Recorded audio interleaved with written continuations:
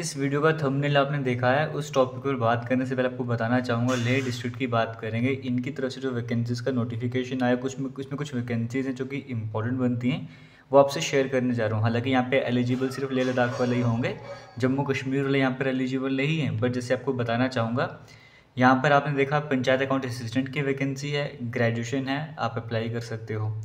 पटवारी की vacancy revenue department की बात करेंगे, अगर आपने ग्रेजुएशन करी है आप इस पोस्ट के लिए अप्लाई कर सकते हो। पहले जम्मू कश्मीर लद्दाख पूरा कंप्लीट एक ही हुआ करता था, तो सारे रिकॉर्ड एक ही तरह से आपको यहाँ पे देखने को मिलेंगे। फिर लद्दाख अलग हो गया, लेह लद्दाख अलग हो गया।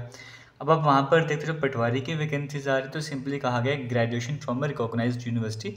सिंपल एक लाइन में आपको ये बताया गया है। इसी तरीके से और भी वैकेंसीज आपको देखने को मिलेगी। एक तो आपको मैं ये वाला पॉइंट बताना चाहता था कि यहाँ पे जो पटवारी की वैकेंसीज हैं, यहाँ पर आपको क्या देखने को मिल रहा है।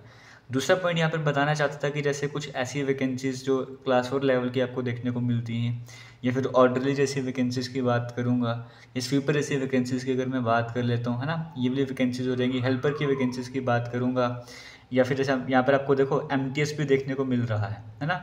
अब ये MTS थोड़ा सा इसको अलग कीजिएगा इन वैकेंसी से, चौकीदार वगैरह से तो सेम मत मान लीजिएगा। बट मैं आपको बता रहा हूँ MTS हो गया, क्लास 4 हो गया, या इस तरह की जो वैकेंसीज आपको देखने को मिलती हैं, इन सभी में क्वालिफिकेशन वहाँ पर भी आपको सेम वही देखने को मिल रहा है। मिनिमम 10th पास और मैक्सिमम 12th पास देखने को मिल रहा है। तो जो भी एस्पिरेंट्स आने वाली MTS की वैकेंसीज़ का वेट कर रहे हैं, तो वो आप समझ लीजिए कि मिनिमम 10th पास मैक्सिमम 12th पास ही रहने वाला है।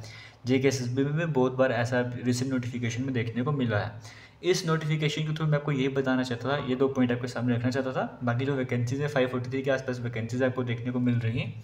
यहाँ पर सिर्फ लद्दाख वाले अप्लाई कर सकते हैं। अब अगर थंबनेल की बात करिए, थंबनेल में मैंने आपसे जो थंबनेल में आपने देखा होगा, मैंने कहा कि जम्मू कश्मीर की अगर हम बात करते हैं, प्रेजेंट में आप देख रहे होगे हर तरफ जो है वो जनरल लाइन टीचर की बात करी जा रही है।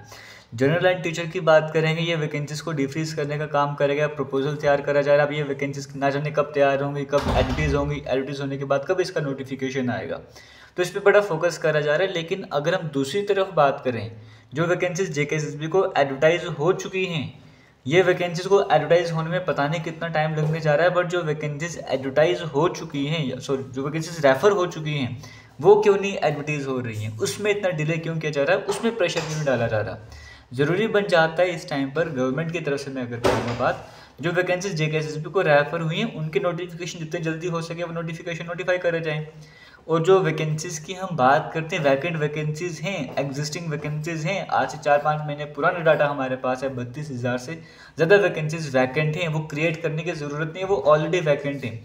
उन पर क्या काम किया जा रहा है, उस पर किस तेज़ी से काम हो रहा है, कितना प्रेशर वहाँ पर डाला जा रहा है, वो भी ज़रूरी बन जाता है। सबसे पहले तो देखो, सबसे पहला पॉइंट तो बनता है कि जो वैकेंसीज एडवर्टीज़ करती हैं उन्हें कंप्लीट करो। जिसका रिटन एग्जाम नहीं करवाया वो रिटन एग्जाम करवाओ, जिसका पेंडिंग प्रोसेस है वो पेंडिंग प्रोसेस को कंटिन्यू करो। दूसरा ये बनता है कि नई वैकेंसीज को एडवर्टीज करो जो ऑलरेडी JKSSB को रेफर हो गई है। तीसरा ये बनता है कि जो वैकेंसीज ऑलरेडी हैं, एग्जिस्ट करती हैं, उन्हें भी एडवर्टीज करने का काम करो, और फिर नई वैकेंसीज क्रिएट करने की बात करो।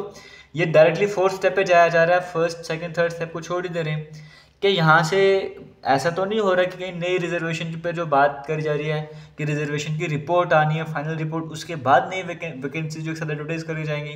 क्या ऐसी सोच तो नहीं चल रही है? सब मुझे अभी लग रहा है जिस हिसाब से सिस्टम चल रहा है कि काफ़ी समय हो चुका है, काफ़ी समय से बताया जा रही थी वैकेंसीज JKSSB को रेफर हो गई हैं।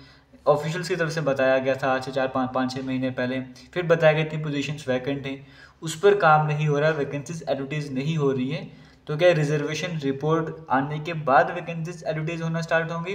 थोड़ा सा पॉइंट यहाँ पे क्लियर करना पड़ेगा, ये ज़रूरी बन जाता है। अगर ऐसा नहीं है, रिजर्वेशन रिपोर्ट का वेट नहीं करा जा रहा है, तो क्या रीज़न है कि वैकेंसीज को एडवर्टाइज नहीं करा जा रहा, वो ज़रूरी बन जाता है। उस पर भी थोड़ा सा फोकस करना चाहिए।